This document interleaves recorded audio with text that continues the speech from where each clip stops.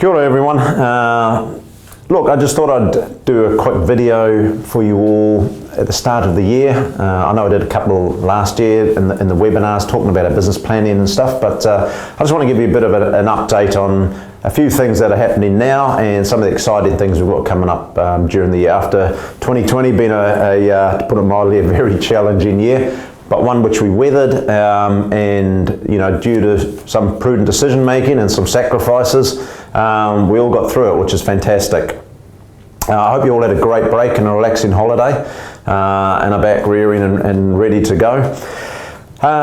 So a few of the things that we're looking at doing this year. One of the big ones is going to be our review and revamp of the foundation passports, civil and building construction.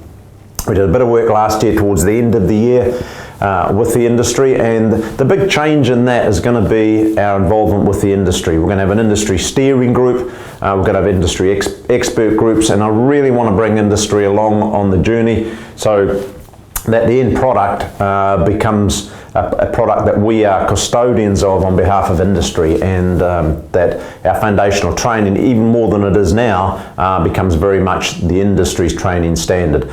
So actually, as of yesterday, we had our first industry steering group meeting, and a lot of the health and safety managers from around the country, the big companies and clients that we deal with on a regular basis, had put their hand up to be part of the steering group. And yesterday was a bit of put up or shut up for them in terms of turning up, and I'm pleased to say that all of them fronted and had a great meeting for a couple of hours, just talking through the program of work, what it could look like, and the scope of what the training will be as it evolves. So that's fantastic, and that bit of work's going to progress over the next 6 months or so, and really will be significant for us going forward.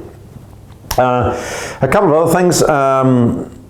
TC funding. TC funding is worth around about 400k a year to us, and the team did a great job in getting that funding application through last year.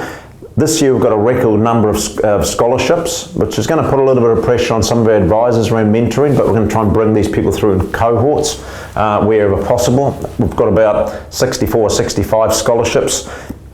And we're really focused on Māori, Pacifica, younger workers and women in construction this year on those scholarships. And we may even offer a few more as the years go on.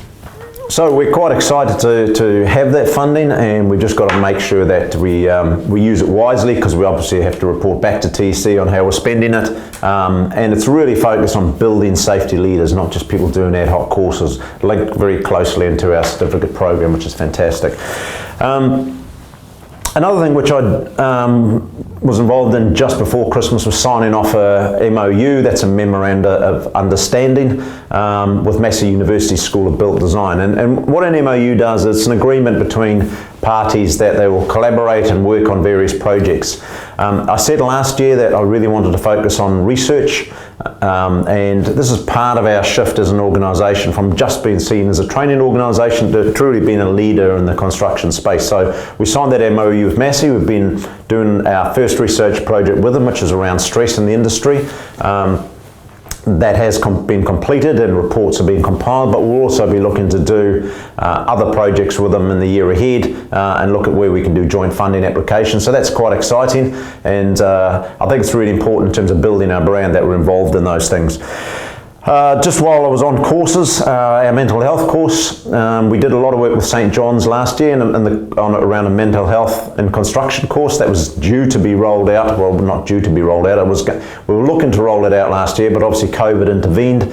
It was a tough time for us in terms of resources, with a lot of our focus in shifting stuff online, but also for St. John's as well. They had a bit of a setback. We've re-engaged with them just before Christmas, and things are progressing well, so we're looking to have that course up and running hopefully by the end of April, but certainly in the first half of the year, which is fantastic.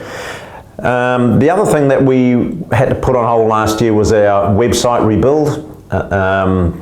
It was going to be a big ticket item for us, and at the time obviously we didn't know where we were going, but Adam and the team and the comms team did a great job just prior to Christmas, liaising with the company who has done a bit of a scoping exercise for us, and we'll be looking to take that forward this year, where we start thinking about the rebuild of the website, what it needs to look like, the features it needs to have, and that covers quite a big area, because obviously our website is something that people do all their bookings through. It's not just a landing page website where people go and look at a bit of information. So we want it to be a very cool website. We want it to be interactive. We want it to be easy to source stuff, as well as linking into our CRM system and our booking management system and all that other stuff in the background. So we'll be looking this year on what that looks like in terms of continuing to scope it up, and I'll keep you updated on where we're at with that. Finally, the other big ticket item is around Sitewise.